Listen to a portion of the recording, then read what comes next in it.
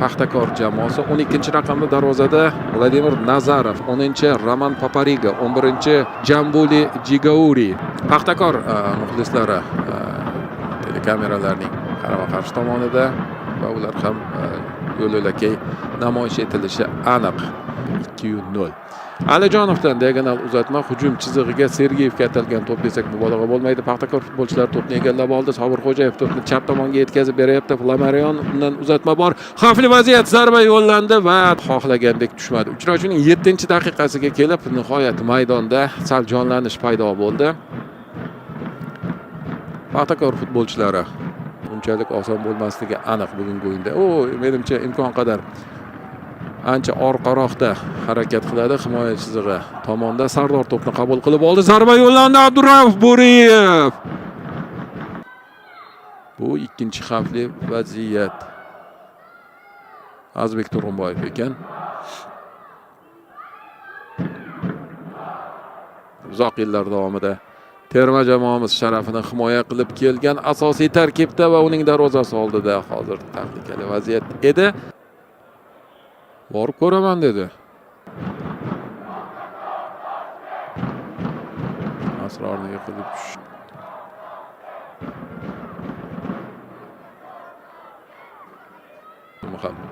degan edim va Paxtakorda imkoniyat 11 metrlik belgi.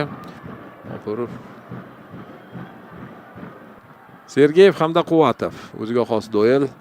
Zarba yo'llandi. Gol. Paxtakor 21-daqiqada hisobni ochyapti. Igor Sergeyev o'zining 17-golini raqib darvozasiga yo'llamoqda.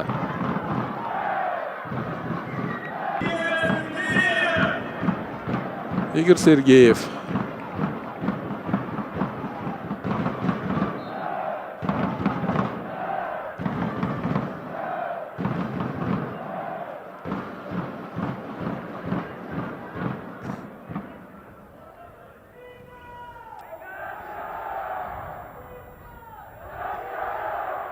Mustaqim Boboqulov, Diyor Rahmatullayevlar maydonga tushishlari mumkin. Hozir esa Paxtakorning hujumkor o'yini va tahdidlari bilan o'yin davom etmoqda. Alijonovdan gol kiritilibdi. Bizda texnik muammo va bu gol Zaid Tahsinga tegishli. Sizga qanday ta'sir qilgan bo'lsa, menga ham xuddi shunday ta'sir qilyapti. Afsuski, chunki golga nisbatan o'sha reaksiya, emotsiya berish afsuski ko'ngildagidek bo'lmaydi. Bu bo'lib turadigan jarayon, to'g'ri tushunasiz degan umiddaman. Hojiakbar Alijonovdan ajoyib uzatma. Zaid Tahsindan esa chiroyli gol. Mutlaqo chiroyli, mutlaqo ishonch bilan kiritilgan gol. 2-0.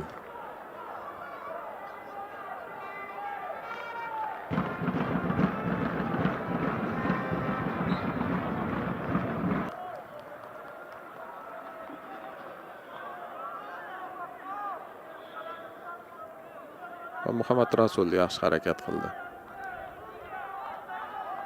Menimcha hushtak chalindi. Birinchi taym yakunlanganligi haqida.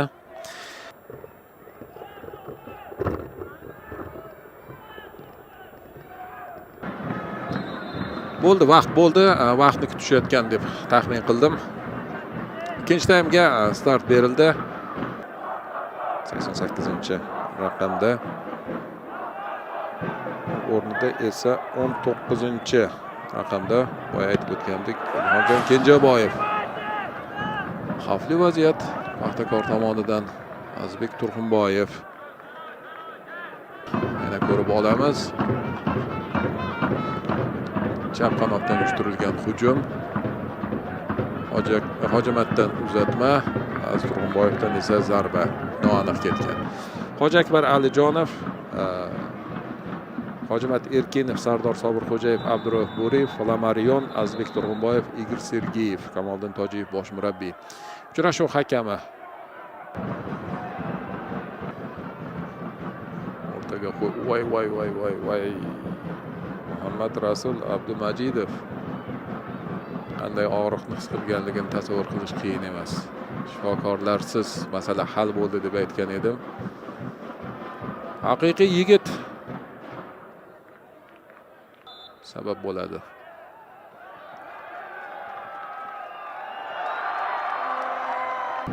Va endi uzun kesel ko'pchilik masala hal deb o'ylayotgan bo'lishligi tabiiy. Chunki qarshi hujumga o'tib ketsa, Qizilqum birinchi taymda qarshi hujumga o'ta olishligini, bo'lib ham ancha xavfli vaziyatlarni vujudga keltira olishligini ko'rsatgan edi. Shahzodbek Rahmatullayev jarima maydoni ichida zarba yo'lladi. Bir o'zi.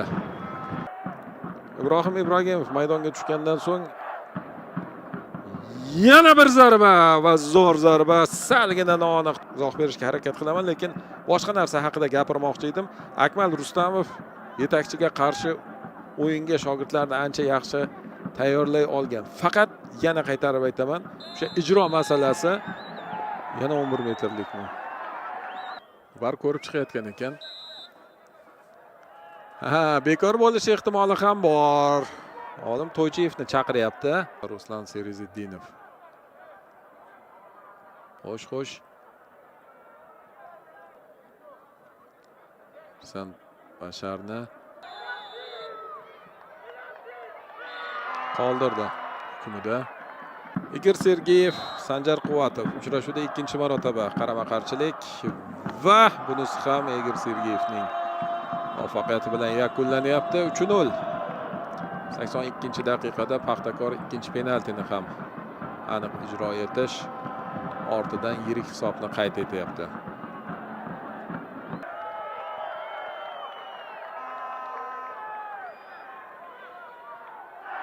Behruzbek Asqarov Abdurauf Bo'riyev o'rnida harakat qiladi.